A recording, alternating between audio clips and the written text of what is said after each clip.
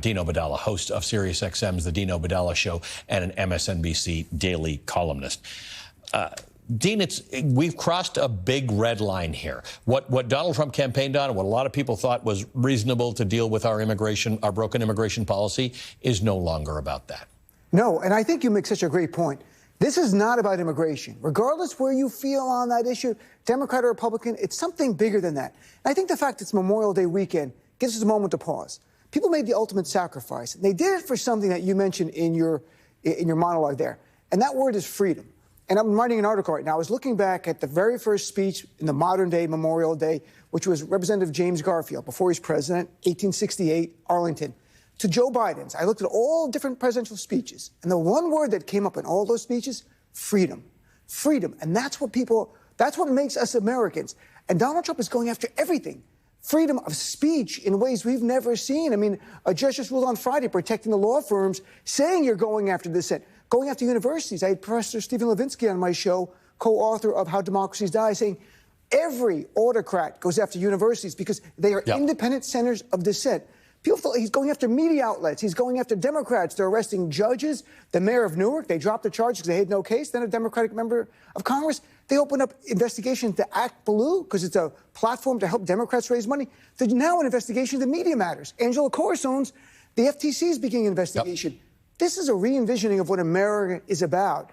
And I think you sum it up so well. This really is a push and pull between two competing visions of America. One that we believe in is freedom, United States of America with due process, and their vision, which is an autocracy, and that really what we're dealing with, or easier than that, a dictatorship. They want Trump as the dictator of the United States, and we all have to bow down to him. So what people are starting to recognize is that in order to dismantle these freedoms of which you speak, whether it's freedom of speech or whatever the case is, it is the processes that we're dealing with. So this administration won't tell you that they're fighting freedom. They're just telling you that Harvard's got to get rid of its foreign students and that these migrants are not entitled to a due process hearing, by the way. These are not trials. Donald Trump says it'll take 200 years. His math, once again, is just wrong because Abrego Garcia was not entitled to a full jury trial. If the government wants to deport you, they're probably going to succeed. But regular folks are realizing that if you take the due process away, that's where your freedoms disappear. Absolutely. It's the only thing that keeps us between us being North Korea. You know, this week we saw two big things that I think are very jarring. Kristi Noem, Homeland Security Secretary, testifies about what habeas corpus means. Right. She said it's the president's right to deport you. She doesn't. Just not at all, yeah. That wasn't a mistake, though. That's not a gaffe. That's what they think in the administration. They told her. She's not a lawyer. She probably said, what's habeas corpus? And they said, oh, it's Donald Trump's right to deport who he wants. And she just regurgitated that. And we saw J.D. Vance say this week in an interview with the New York Times that he thinks the Supreme Court's making a mistake, saying their job is to control the excess of the executive branch. Right. And he said, no, the court should be stopping other courts from stopping the will of Donald Trump and the will of the people, like the idea that he won an election and he can then overrule the United States Constitution if it's inconsistent with his agenda now in office.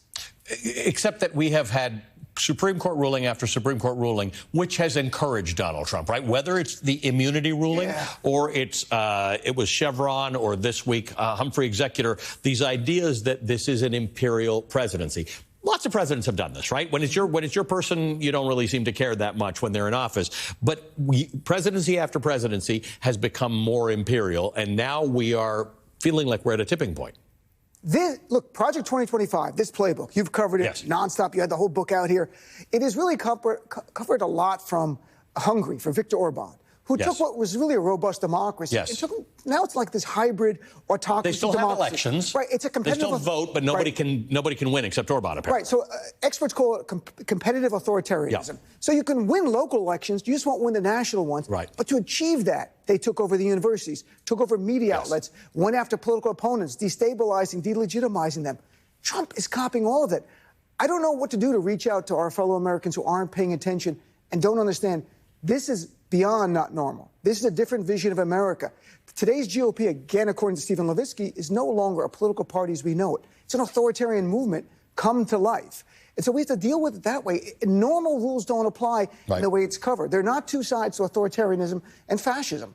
So I think even in the media and even the way we talk about it with our friends is it's America or it's Trumpism. There's no overlap.